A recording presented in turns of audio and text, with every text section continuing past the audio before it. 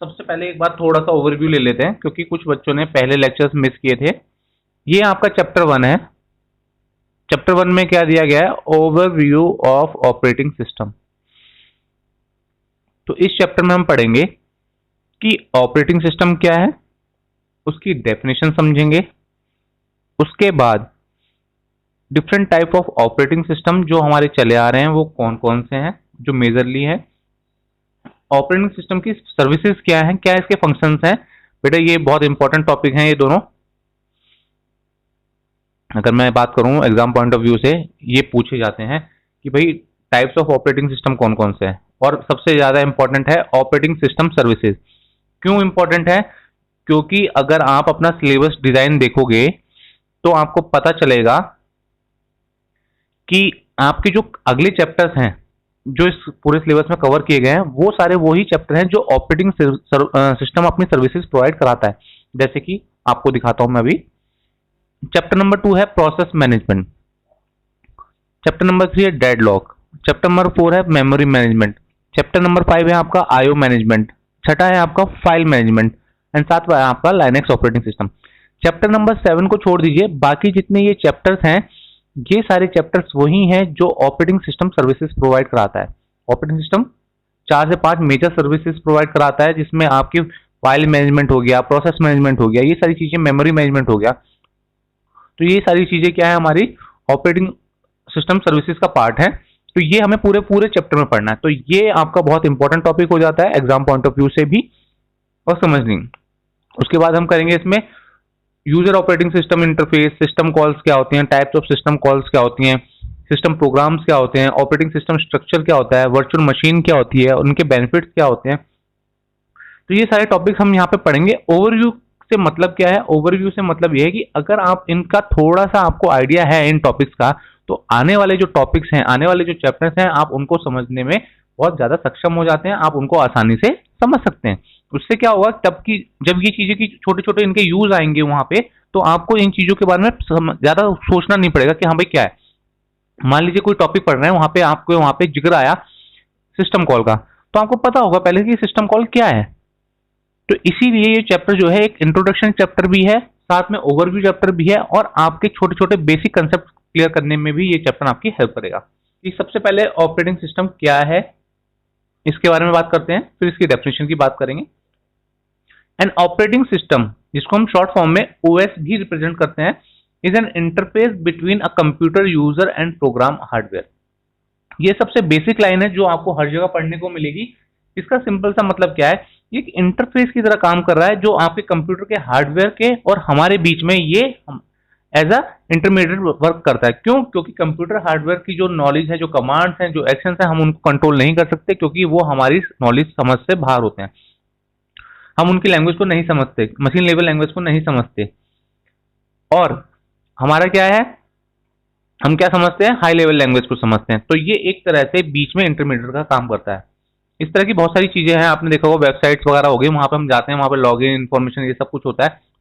वो सब क्या है? जीयूआई की फॉर्म में होता है, हम आसानी से उसको समझ सकते हैं, उनको यूज कर सकते हैं। लेकिन बैकग्राउंड में जो प्रोसेस चल रहे होते हैं वो प्योर आपके टेक्निकल लैंग्वेज में चल रहे होते हैं, जो हमें समझ से बाहर होते हैं। एक आम यूजर भी उनको ऑपरेट कर सकता है अगर आपके पास एक अच्छा इंटरफेस सिस्टम है। An operating system is a software which performs all the basic task like file management, memory management, process management, handling input and output, and controlling peripheral devices such as disk drive and printers। देखिए peripheral devices का जिक्र हुआ है, पहले मैं छोटा सा बता देता हूँ व्हाट इज पेरिफेरल डिवाइसेस। जो भी आपके डिवाइसेस होते हैं कंप्यूटर से लगे हुए होते हैं, एक्सटर्नल डिवाइसेस होते हैं जिनका यूज हम करते हैं। जैसे प्रिंटर हो गया, आपको कोई कमांड देनी है, आपको कोई आउटपुट चाहिए, पेपर पे प्रिंट चाहिए हार्ड में, तो आप क्या प्रिंटर को कमांड देते हैं। तो प्रिंटर क्या है? पेरिफेरल डिवाइसेस है जो आपके सिस्टम से अटैच है। डिस्क ड्राइव है, आपका डीवीडी राइटर हुआ, फ्लॉपी ड्राइव होगी, ये क्या है? आपके सब पेरिफेरल डिवाइसेस हैं जिनकी वजह से आप इनपुट और आउटपुट अपने सिस्टम से लेते हैं। ठीक है, लेकिन कुछ आउटपुट डिवाइसेस हैं, कुछ इसमें इनपुट डिवाइसेस हैं। तो ये बात होगी आपके ऑपरेटिंग सिस्टम की। ठीक है, कुछ पॉपुलर ऑपरेटिंग सिस्टम जो हम जनरली यूज करते हैं कौन से हैं? Linux operating system, window operating system, Mac operating system. ये तो हमारे हो गए जो हम कंप्यूटर्स वगैरह पर यूज करते हैं। अब आजकल हमारे कुछ मोबाइल प्लेटफॉर्म और भी हैं, जैसे कि आपका स्मार्टफोन वगैरह है, इसके लिए भी बहुत सारे ऑपरेटिंग सिस्टम है। एंड्रॉयड ऑपरेटिंग सिस्टम है, iOS है, आपका काई ऑपरेटिंग सिस्टम है। तो ये क्या है, different different types of operating system है। ऑपरेटिंग सिस्टम डेफिनेशन की बात कर लेते हैं। An operating system is a program that act as an interface between the user and the computer hardware and control the execution of all kinds of program। Simple सी बात है, एक interface है जो यूजर और सिस्टम के बीच में काम करता है, सिस्टम की जो मैनेज करने के लिए और यूजर की कमांड्स पे वो क्या है, जितने भी प्रोग्राम्स होते हैं कंप्यूटर में आपके, उनको कंट्रोल करता है। आप डायग्राम देख लीजिए, इससे आपको क्लियर होगा। देखिए, यूजर 1, यूजर 2, यूजर एन, ये रिप्रेजेंट कर रहा है आपके यूजर्स को, यानी ह्यूमंस को, जो आपकी मशीन से इंटरेक्ट कर रहे हैं। ये पार्ट जो है वो आपका क्या है, सॉफ्टवेयर। क्या है सॉफ्टवेयर में कई सारी चीजें सॉफ्टवेयर में है। सिस्टम सॉफ्टवेयर हैं जो आपके हार्डवेयर लेवल पे इंप्लीमेंट होते हैं। एप्लीकेशन सॉफ्टवेयर है जो आपके एप्लीकेशन लेवल पे यूज होते हैं, जैसे आपका ब्राउजर हो गया या कोई और एप्लीकेशन हो गई, आपका मान लो व्हाट्सएप हो गया, ये सब क्या है, एप्लीकेशन सॉफ्टवेयर के एग्जाम्पल है। एंड देन आपका ऑपरेटिंग सिस्टम हो गया। ऑपरेटिंग सिस्टम किससे इंटरेक्ट कर रहा है, यहाँ पे देखिए हार्डवेयर से, सीपीयू, रैम और आईओ से। तो ये क्या है, ऑपरेटिंग सिस्टम एक इंटरफेस की तरह काम कर रहा है, किसके बीच में, यूजर्स के और आपके मशीन के हार्डवेयर के बीच में। अब आ जाते हैं कि आपके ऑपरेटिंग सिस्टम के क्या इंपॉर्टेंट काम है, क्या उसकी इंपॉर्टेंट फंक्शनलिटीज है। ये बहुत समझने वाली बात है, इंपॉर्टेंट चीजें जो ध्यान रखनी है आपको। Following are some of the important functions of operating system. Memory management, यानी जो हमारी मेमोरी होती है उसको मैनेज करता है। Process management, device management, file management. ठीक है, ये प्रोसेसर नहीं है, यहाँ पे प्रोसेस आएगा, ये गलती से लिखा गया है। और सिक्योरिटी, ये इसके मेजर फंक्शंस हैं जो ये ऑपरेटिंग सिस्टम करता है। अच्छा, एक छोटी सी बात करते हैं आगे बढ़ने से पहले। भाई, मेमोरी मैनेजमेंट की क्यों जरूरत पड़ती है, कोई बताएगा?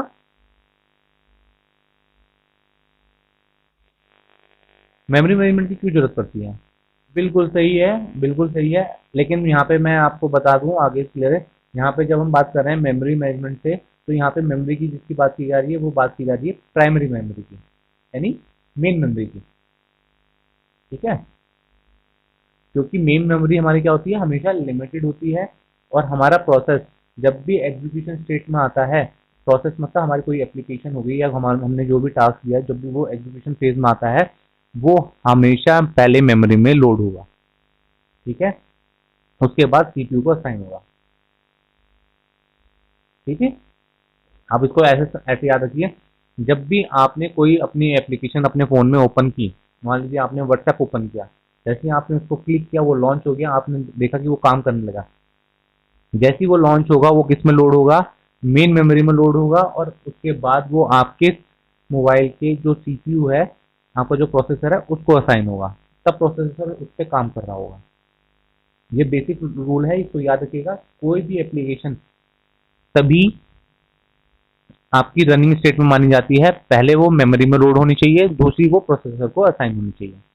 ठीक है, इसलिए हमें मेमोरी की जरूरत पड़ती है कि हमारी मेमोरी क्या होती है, लिमिटेड होती है, और हमें करना होता है मल्टीटास्किंग, यानी मल्टी प्रोग्रामिंग करना होता है, एक से ज्यादा एप्लीकेशन रन करनी होती है। तो उनको स्मूथली हैंडल करने के लिए मेमोरी मैनेजमेंट का होना जरूरी है। ठीक है, नेक्स्ट है आपका प्रोसेस मैनेजमेंट। नेक्स्ट है आपका प्रोसेस मैनेजमेंट। प्रोसेस मैनेजमेंट की क्यों जरूरत है? अब आप देखिए, आप डिफरेंट डिफरेंट एप्लीकेशन रन करा रहे हैं, अब कौन सी एप्लीकेशन को प्रायोरिटी देनी है, कौन सी एप्लीकेशन को रन करना है, कौन सी ज्यादा है, कौन सी एप्लीकेशन को जरूरी चलाना है, सस्पेंड करना है, ये सारे डिसीजन किसके होंगे, ऑपरेटिंग सिस्टम के होंगे। ठीक, नेक्स्ट है आपका डिवाइस मैनेजमेंट। डिवाइस मैनेजमेंट, यहाँ पे कौन से डिवाइसेस की बात की जा रही है, यहाँ पे डिवाइसेस की बात की जा रही है जो आईओ डिवाइसेस हैं, इनपुट और आउटपुट डिवाइसेस। देखिए, आईओ डिवाइसेस की जरूरत कैसे पड़ती है, आपने देखा होगा कई बार आप कोई सॉफ्टवेयर इंस्टॉल कर रहे हैं अपने कंप्यूटर पे, सॉफ्टवेयर को इंस्टॉल करते करते उसको एडिशनल फाइल की जरूरत पड़ती है, तो आप क्या करते हो, सीडी को ड्राइव में इंसर्ट करते हो, और उसको जो एडिशनल फाइल होती है वो उस ड्राइव से ले लेती है, और वो अपना इंस्टॉलेशन फिनिश कर लेती है। ऐसा होता है, आप कोई सॉफ्टवेयर इंस्टॉल कर रहे हो, आप वो पूछता है कई बार कि इंस्टॉल ड्राइव, है ना, ड्राइव दे दीजिए, या आपने यूएसबी लगाई या आपने सीडी ड्राइव ली, तो बची हुई फाइल जो है उसने वहां से इंस्टॉल कर ली। ठीक है, या आपने कोई पैकेज इंस्टॉल करना है, या आपने कोई और तरह का काम करना है जिसमें कुछ एडिशनल सोर्स की जरूरत पड़ रही है, तो वहां पे ये एक चीज कहलाती है आईओ डिवाइस मैनेजमेंट। ठीक है, इसमें आपके पेरिफेरल डिवाइसेस भी आते हैं। अब यहाँ पे डिवाइस को मैनेजमेंट करने की जरूरत क्यों पड़ती है? देखिए, ध्यान से समझिएगा। एक प्रोसेस है, प्रोसेस मतलब आपने टास्क, जो भी आपने एप्लीकेशन खोली है, उसमें आपने काम करना शुरू किया। काम करने से मतलब है कि वो मेन मेमोरी में लोड होगी और सीपीयू को असाइन होगी। अब सीपीयू उस पर काम कर रहा है। अब सीपीयू जब उस पर काम कर रहा है तो बीच में उसको जरूरत पड़ती है आईओ डिवाइस की, यानी बाहर से कुछ अलग सोर्स से कुछ इन्फॉर्मेशन, कुछ डेटा उठाने की। अब उसको क्या वो डेटा चाहिए होगा, तो हमने मान लीजिए वो डिवाइस उसको प्रोवाइड करा दी और उसको डेटा मिल गया। अब जो बाहर के जो डिवाइसेस होते हैं, जितने भी आपके एक्सटर्नल डिवाइसेस हैं, आईओ डिवाइसेस होते हैं, इनकी स्पीड में और सीपीयू की स्पीड में बहुत फर्क होता है। सीपीयू हमारा फास्टेस्ट डिवाइस है पूरे सिस्टम में, जो बहुत तेजी से ऑपरेट कर रहा होता है, लेकिन जो डिवाइसेस जो हैं दूसरे, वो थोड़े स्लो होते हैं। आप डिवाइसेस में वहीं फर्क देख लीजिए, एक सीडी ड्राइव, एक सीडी की जो रीडिंग स्पीड है और एक जो आपकी एसएसडी की रीडिंग स्पीड है, या एक आपकी यूएसबी की रीडिंग स्पीड है, इन तीनों में फर्क है। इन तीनों में फर्क है ना। तो हर डिवाइस की अलग अलग ऑपरेटिंग स्पीड है, तो इन स्पीड का जो मिसमैच होता है, जो डेटा ट्रांसफर रेट में जो हमारी मिसमैच होता है, इनको मैनेज करना भी किसका काम है? आपके ऑपरेटिंग सिस्टम का। नेक्स्ट है फाइल मैनेजमेंट। आपके सिस्टम में बहुत सारी फाइल्स होती हैं, उनको किस तरह से मैनेज किया जाए, उनको किस तरह से उन पे एक्सेस प्रोवाइड किया जाए, जो अनऑथराइज एक्सेस है उसको कैसे रिमूव किया जाए, ये सारी चीज़ें आपकी फाइल मैनेजमेंट और सिक्योरिटी में आपको पढ़नी है। तो ये जो है आपके 5 इम्पॉर्टेंट फंक्शंस हैं जो ऑपरेटिंग सिस्टम आपको प्रोवाइड कराता है। ये 5 इम्पॉर्टेंट सर्विसेज हैं जो ऑपरेटिंग सिस्टम आपको प्रोवाइड कराता है। ठीक है, कुछ जगह पे किसी ने 6 लिखे हुए हैं, किसी ने 7 लिखे हुए हैं, बट आपके लिए मैंने ये 5 पॉइंट्स लिखे हैं कि आपको ये ध्यान रखने हैं। अगर आपसे मैं पूछूं, ये वाइवा में भी क्वेश्चन आ सकता है कि ऑपरेटिंग सिस्टम की क्या सर्विसेज हैं, तो आप क्या बोलोगे? मेमोरी मैनेजमेंट है, प्रोसेस मैनेजमेंट है, डिवाइस मैनेजमेंट है, फाइल मैनेजमेंट है, सिक्योरिटी एक्सेट्रा। ये सारे किसके फंक्शंस हैं? आपके ऑपरेटिंग सिस्टम के। ठीक है,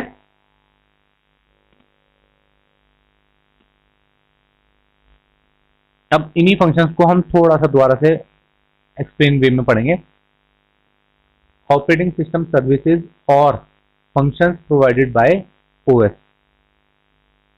कि ऑपरेटिंग सिस्टम कौन कौन सी सर्विसेज प्रोवाइड कराता है या कौन कौन से फंक्शंस ओएस द्वारा प्रोवाइड किए जाते हैं। तो सबसे पहली बात करते हैं, जिस सीक्वेंस में हमने लिखे थे उसी सीक्वेंस में है। सबसे पहले है आपका मेमोरी मैनेजमेंट। मेमोरी मैनेजमेंट की बात करते हैं। Memory management refers to management of primary memory और मेन मेमोरी। जैसे मैंने अभी बताया था कि मेमोरी मैनेजमेंट से सिर्फ मतलब है हमारा प्राइमरी मेमोरी की, यहाँ पे सिर्फ एक ही मेमोरी की बात हो रही है, primary memory. For a program to be executed it must be in the main memory, यानी अगर कोई प्रोग्राम एग्जीक्यूट होना है या हम कह रहे हैं कि वो एग्जीक्यूट हो रहा है, इसका मतलब क्या? वो मेन मेमोरी में है। ये कंसेप्ट ध्यान रखोगे बच्चों।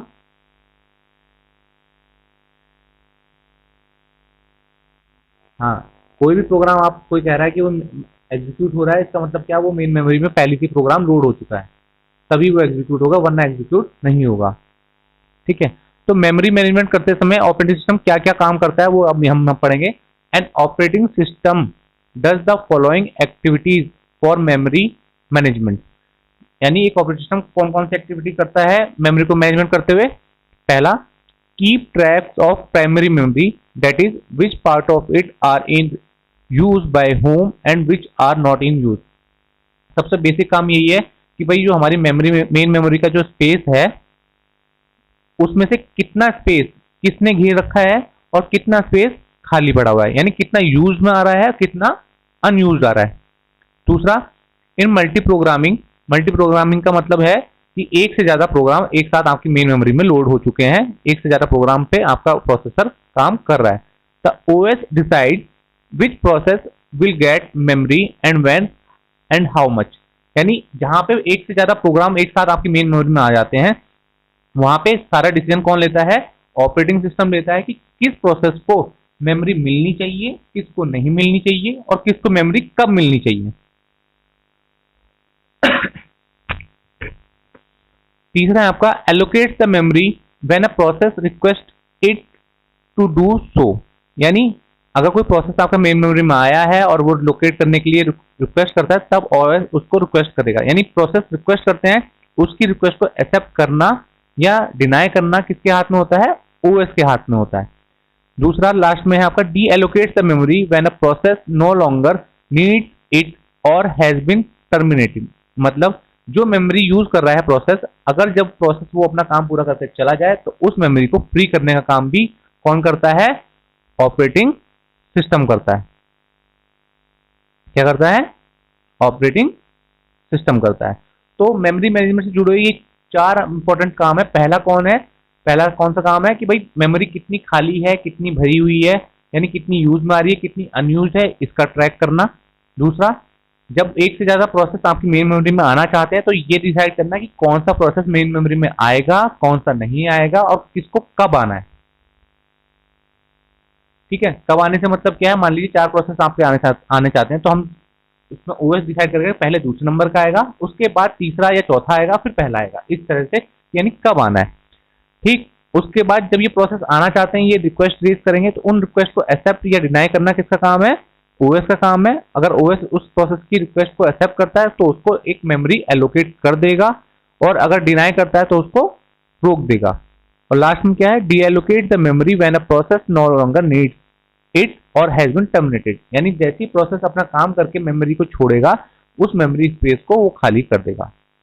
ठीक है, तो मेमोरी से जुड़े हुए ये इसके बेसिक काम थे। जब हम मेमोरी मैनेजमेंट पढ़ेंगे, ये सारे काम किस तरह से वो कर रहा है, जब मेमोरी मैनेजमेंट वाला चैप्टर पढ़ेंगे तो किस तरह से ये सारे काम ऑपरेटिंग सिस्टम कर रहा है, ये चीजें आपको वहां बहुत अच्छे से पता चल जाएंगी। पूरा मेमोरी मैनेजमेंट है, और मेमोरी मैनेजमेंट में आपको कुछ ऐसे कंसेप्ट भी पता चलेंगे जिससे आपको अपने टेक्निकल नॉलेज को रिफाइन करने का मौका मिलेगा।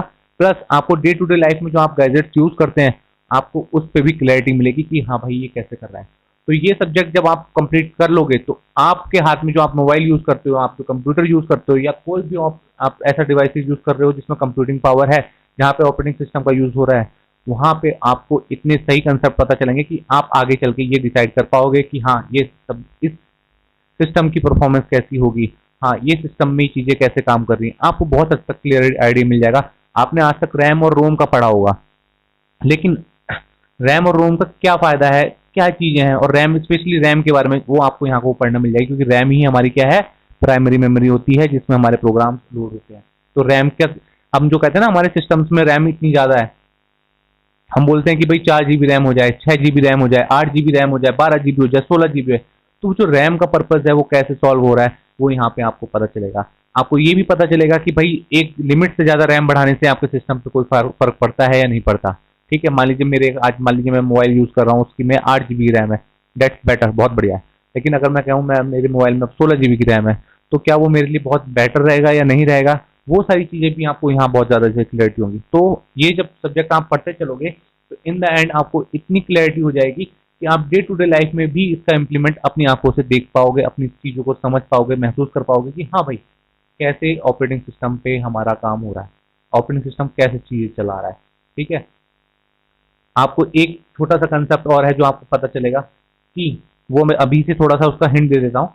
हम लोग कहते हैं कि हमारे हमारे कंप्यूटर्स में क्या होता है? एक प्रोसेसर लगा होता है। हमारे मोबाइल फोन में एक प्रोसेसर होता है, लेकिन वो एक साथ एक से ज्यादा एप्लीकेशंस को रन करा सकता है। वो कैसे पॉसिबल हो रहा है? रूल ये कहता है कि एक प्रोसेसर एक टाइम पे एक प्रोग्राम को एग्जीक्यूट करता है। बट हम बात कर रहे हैं यहाँ पे मल्टी प्रोग्रामिंग और एनवायरनमेंट की, तो वो कैसे हो रहा है? ये सारी चीजें आपको इस पूरे सब्जेक्ट में पता चलेंगी। चलिए, नेक्स्ट है आपका प्रोसेस मैनेजमेंट। ठीक है, हमने प्रोसेस किसको बोला? पहली बात तो बताओ, प्रोसेस से क्या मतलब है?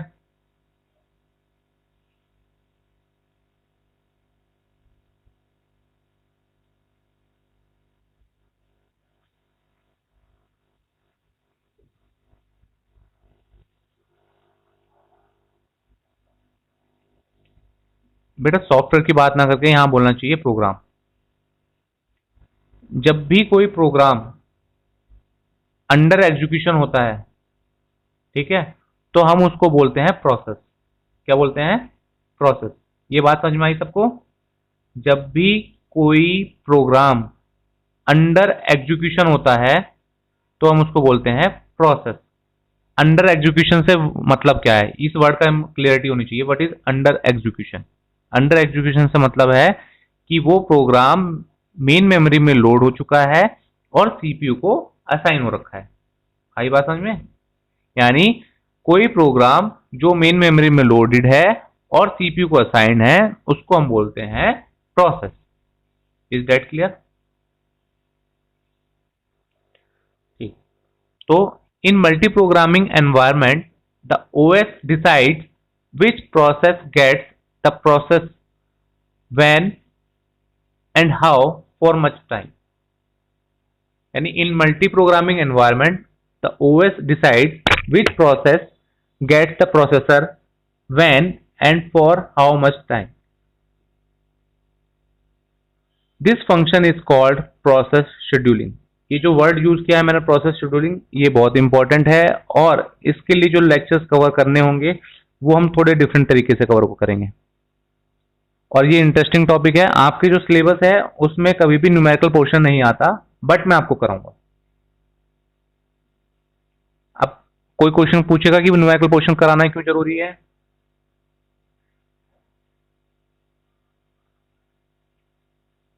क्यों जरूरी है भाई न्यूमेरिकल पोर्शन कराना?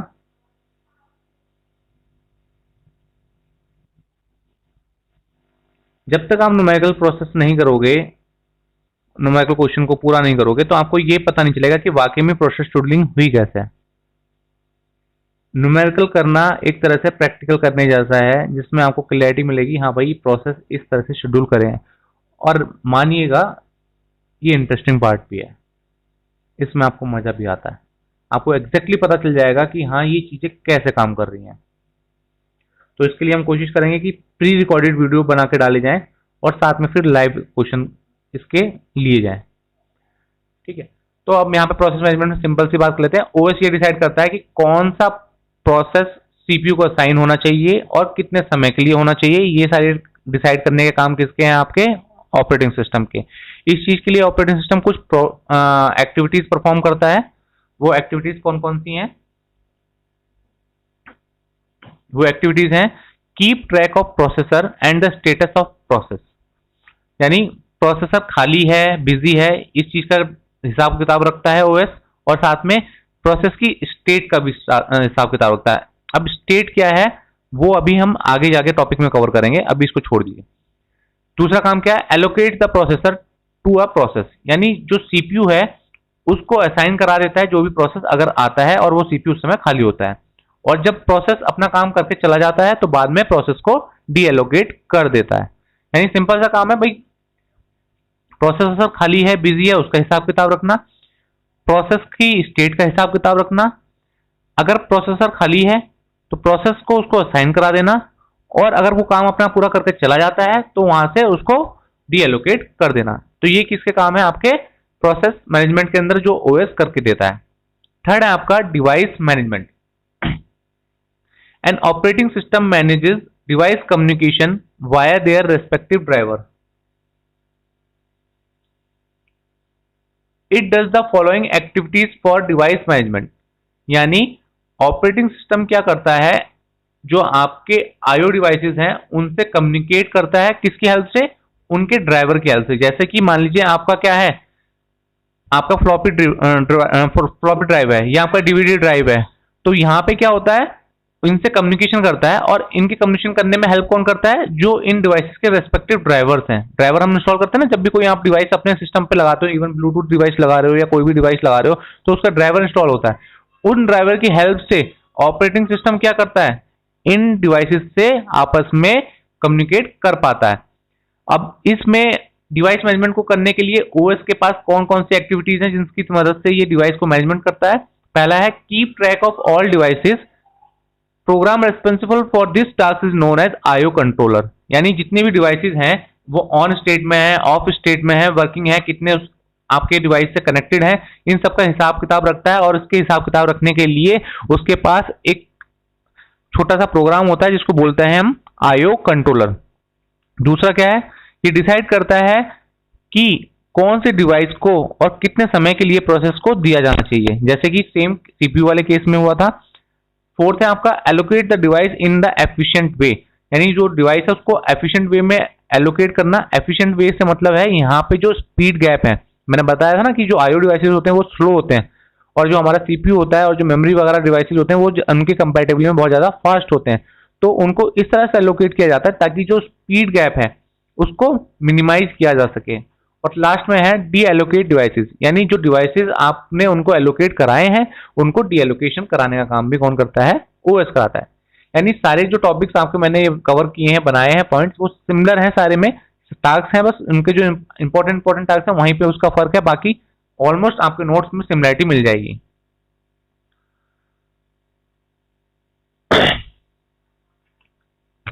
फोर्थ है आपका file management. A file system is normally organized into directories for easy navigation and uses. These directories may contain files and other directories. यानी फाइल सिस्टम में क्या होता है, सब कुछ एक डायरेक्टरी की फॉर्म में ऑर्गेनाइज होता है ताकि आप उसको अच्छे से नेविगेट और यूज कर सको। और इन डायरेक्टरीज में और भी ज्यादा फाइल और अदर डायरेक्टरी हो सकती है, यानी एक डायरेक्टरी के अंदर दूसरी डायरेक्टरी हो सकती है। आप देख लीजिए विंडो ओएस का एग्जांपल देख लीजिए।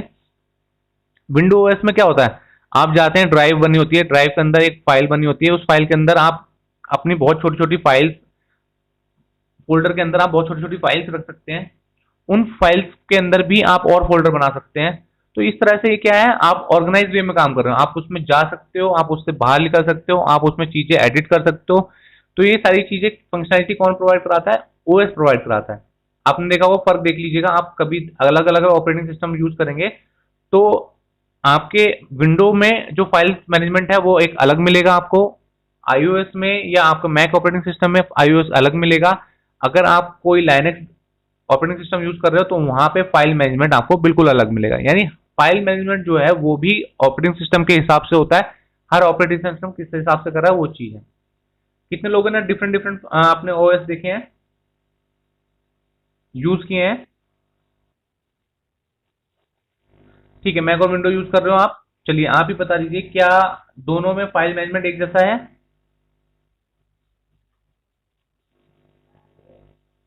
अलग अलग है? ठीक है, क्यों अलग अलग है? क्योंकि दोनों ऑपरेटिंग सिस्टम अलग है।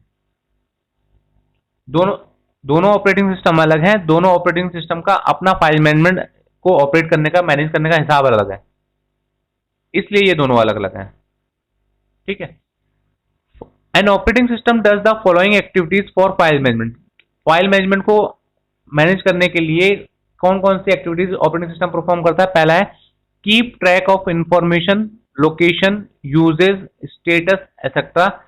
The collective facilities are often known as file system. यानी जितने जो भी आपके अंदर आपने फाइल बना रखी है उनकी इंफॉर्मेशन की, उसकी लोकेशन क्या है, उसकी डायरेक्टरी क्या है, वो ओपन स्टेट में है, क्लोज स्टेट में है, ठीक है, ये सारी इंफॉर्मेशन वो कीप करता है, जिसको बोला जाता है फाइल सिस्टम। नेक्स्ट है decide which who gets the resources. यानी ये जो रिसोर्सेज हैं, जो फाइल्स हैं, इनका एक्सेस किसको मिल सकता है, ये भी डिसाइड करना किसका काम है, आपका ओएस का काम है। एलोकेट द रिसोर्सेज, अगर रिसोर्सेज की डिमांड आती है तो इन रिसोर्सेज को एलोकेट कराता है, और बाद में डी एलोकेशन का काम भी किसका होता है, आपके ओएस का होता है।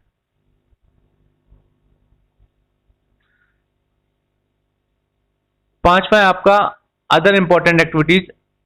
मैंने इसमें सिक्योरिटी ना डाल के अदर इंपॉर्टेंट एक्टिविटीज लिखा है, इसमें बहुत सारी चीजें आ जाती हैं। जैसा कि पहला है सिक्योरिटी, कि आपके सिस्टम को कोई अनऑथराइज एक्सेस ना कर सके, उसके लिए भी पासवर्ड और अदर सिक्योरिटी मेजर्स भी प्रोवाइड कराना किसका काम है, ओएस का। आपने देखा होगा जब आप अपने सिस्टम में लॉग इन करते हो तो आपको एक पासवर्ड और यूजर नेम पूछा जाता है, चाहे तो हम उसको बाईपास भी कर सकते हो, लेकिन अगर आपने वो लगा रखा है इसका मतलब क्या है, कोई भी अननोन पर्सन जिसको उसका एक्सेस नहीं पता वो उसको यूज नहीं कर सकता।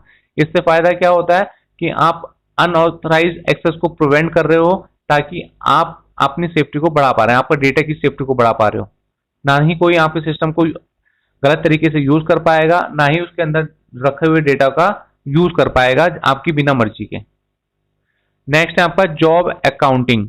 इसका मतलब क्या है, ओएस ये सब जितने भी रिसोर्सेज यूज हो रहे हैं आपके सिस्टम में उनका भी हिसाब किताब रखता है। क्यों रखना पड़ता है उसको?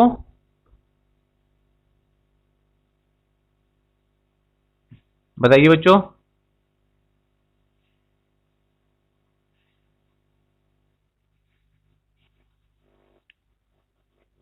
बिल्कुल बिल्कुल, क्योंकि अगर जितनी जॉब्स हैं इनका हिसाब किताब नहीं रखेगा तो वो उनको मैनेज कैसे करेगा, जितने यूजर्स हैं उनका उनका कैसे मैनेज करेगा, उनको ऑप्टिमाइज कैसे करेगा और उनको उनके हिसाब से यूजर एक्सपीरियंस कैसे प्रोवाइड कराएगा।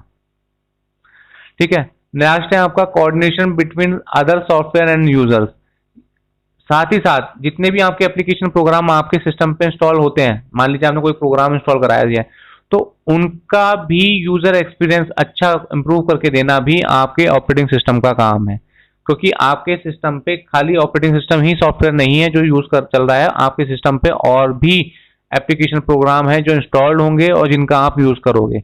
तो उनके बीच में भी कोऑर्डिनेशन प्रोवाइड कराते हुए एक आपको एक अच्छा यूजर एक्सपीरियंस प्रोवाइड कराना भी आपके ऑपरेटिंग सिस्टम का काम है। ठीक है भाई, एक कोई भी आप इंस्टॉल करना चाहते हो, एक प्रोग्राम है जो बहुत आसानी से इंस्टॉल हो जाता है, आसानी से लॉन्च हो जाता है, आसानी से आप यूज कर लेते हो, तो वो आपके लिए अच्छा है, या एक जो टीडीएस प्रोसेस है कि भाई इंस्टॉल करने के लिए भी हमें 22-25 तरीके की कमांड यूज करनी पड़ी और उसके आपने देखा होगा डॉस ऑपरेटिंग सिस्टम, सुना है आपने? डॉस में क्या होता है, हर काम के लिए, हर स्पेसिफिक टास्क के लिए आपको कमांड का यूज करना पड़ता है। आपको कमांड यूज करनी पड़ती है डॉस में। आपको कोई एक्सेस करनी है फाइल तो भी आपको कमांड लाइन के थ्रू जाना पड़ता है, आपको कोई टास्क कराना है तो भी आपको कमांड लाइन के थ्रू जाना पड़ता है। तो इससे क्या होता है, आपको कितनी सारी कमांड यूज करनी पड़ती हैं, ज़्यादा टाइपिंग वर्क होता है, आपको ज़्यादा चीज़ें याद रखनी पड़ेंगी कि भाई इसके लिए क्या कमांड है, इसके लिए क्या कमांड है। ठीक है। लेकिन अगर आप विंडो की बात करें, विंडो क्योंकि मोस्टली लोग विंडो यूज करते हैं इसलिए मैं विंडो की बात कर रहा हूँ। आप उसमें क्या करते हैं, सिंपली जाइए, आप with the help of mouse click करके भी आप उसको ओपन कर सकते हो। बहुत आसान इंटरफेस होता है, इसलिए विंडो को लोग ज़्यादा पसंद करते हैं क्योंकि easy to use, easy to understand होता है और बहुत समय से हम लोग यूज करते आ रहे हैं तो वो चीज़ें हमें समझ में आ चुकी हैं। ठीक है।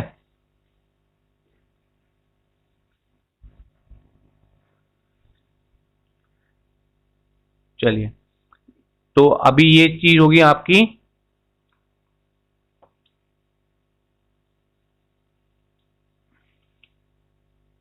अभी हमने किया functions of operating system. Next topic हम करेंगे टाइप्स ऑफ ऑपरेटिंग सिस्टम की। ऑपरेटिंग सिस्टम के टाइप्स कौन कौन से हैं? Batch operating system, multi programming operating system, multitasking, distributed और रियल टाइम सिस्टम। ये सारे टाइप्स हैं जो हमें पढ़ने हैं, ये हम कल कवर करेंगे सारे के सारे।